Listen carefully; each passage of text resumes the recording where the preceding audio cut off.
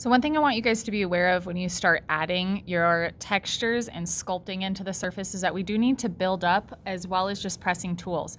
So I want you guys to create depth in your textures by pressing a little bit deeper with your tools so it makes it more interesting. So this is after you guys divide your sphere into organic shapes. So you can see I just do a really light outline. I like to use the ball tool for that instead of the needle tool. Let me see if I can get that zoomed in more.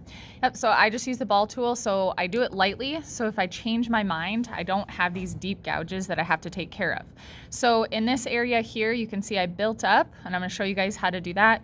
This one here, I did not build up, I'm just pressing into the walls, and you just have to be careful. It's easier if you do this when it's a little bit leather hard, not too leather hard, because we still wanna attach clay to the surface. So if I have a flat area here with carved lines, I'm gonna do a build up right here. So I have a coil prepped to kind of match that curvature. And I want to press it into the surface, so that's why I tapered the edges here. So what I'm going to do is just add a little bit of water to make sure that that layer has some moisture to it. And this has to be soft clay. You guys are going to mess up your sphere if you're trying to use hard clay on this. So I'm first going to press it down, and then I'm going to smooth it into the surface. I don't want it to look like an attached piece when I'm doing a buildup. I'll show you guys how to use clay for attached pieces here in just a minute. So I'm gonna smooth this into the surface. Now I'm gonna sculpt it with my fingers into that surface, blending it in. If you notice, I'm holding on to this sculptured or sculpted piece right here. So this has gotten leather hard, so I can handle it. You guys need to plan ahead as you're working. If you're building up areas, you can't just switch to another piece. You're gonna need to dry it out a little bit before you move on.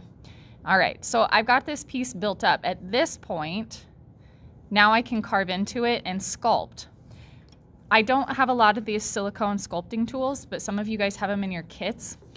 This is really nice so I can create depth. So this is how I did this one right here. So if I have this piece sticking up, I can take my tool and carve right through that surface, and I can go really deep because I've built it up. I'm not gonna pop my piece. So I've carved relatively deep in there, and then I'm gonna add additional lines,